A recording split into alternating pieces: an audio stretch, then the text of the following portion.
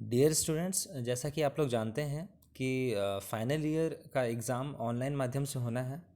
उसके लिए हमको पीडीएफ बना के, जो भी आप लोग आंसर बुकलेट होगा उसको पीडीएफ बना के मल्टीपल पेजेस को स्कैन करके पीडीएफ बनाना है।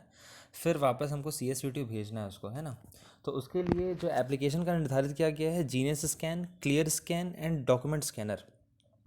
तो हमारे कॉलेज ने फाइनली डॉक्यूमेंट स्कैनर को फिक्स किया है। तो मैं आप लोगों को सिखाऊंगा डॉक्यूमेंट स्कैनर से मल्टीपल पेजेस में किस तरह से हम लोग उसको पीडीएफ में स्कैन करके फिर उसको सेंड करें, स्कैन करके पीडीएफ में कन्वर्ट करके सेंड करें, है ना। तो सबसे पहले हम लोग प्ले स्टोर में जाएंगे। प्ले स्टोर में जाके हम लोग लिखेंगे डॉक स्कैनर। तो ये देखिए इस तरह से डॉक स्कैनर। 1 2 3 तीसरे नंबर पे ये लिखा है डॉक्यूमेंट स्कैनर, ब्रैकेट में लिखा है मेड इन इंडिया। तो इस पर आपको क्लिक करना है, document scanner made in India PDF creator, है ना। तो ये ऑलरेडी मेरे पास इंस्टॉल्ड है। तो मैं इसको ओपन करता हूँ जैसे ही, तो इस तरह से इंटरफेस दिखेगा मुझे, है ना। तो यहाँ पे नीचे में दो ऑप्शन दिया हुआ है, एक दिया है कैमरा का और उसके बगल में इमेजेस। इमेजेस मतलब ऑलरेडी आपके पास जो इमेजेस हैं वहाँ से लेगा, वो आपके गैलरी से लेगा। और जो कैमरा है वहाँ से आप डायरेक्टली फ़ोटो क्लिक करके उसको पीडीएफ में कन्वर्ट किस तरह से करेंगे मैं आपको बताता हूँ। तो सबसे पहले एक पेज का मैं फ़ोटो ले लेता हूँ, मान लीजिए इसको। आप जब फ़ोटो लेते वक्त ये ध्यान देंगे, थोड़ा सा ऊपर से लेंगे क्योंकि ये ऑलरेडी क्रॉप करता है ना।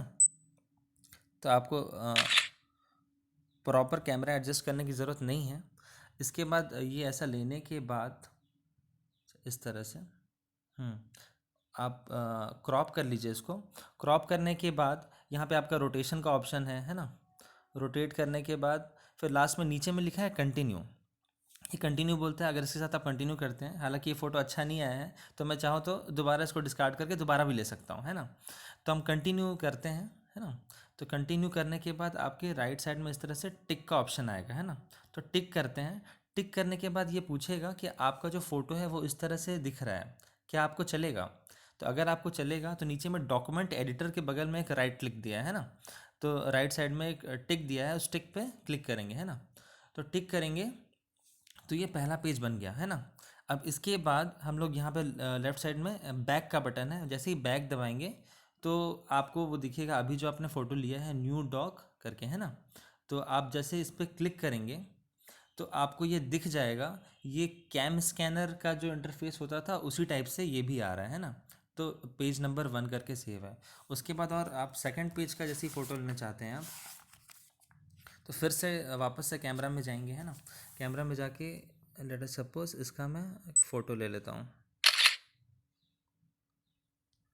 हाँ, फिर से इसको लेने के बाद फिर से कंटिन्यू करूँगा जैसे ही मैं। फिर उसके बाद एक टिक में क्लिक करूँगा, फिर ये दिखाएगा इस तरह से पेज आएगा। तो इसको फिर से वापस से टिक दिया है बॉटम राइट में, है ना।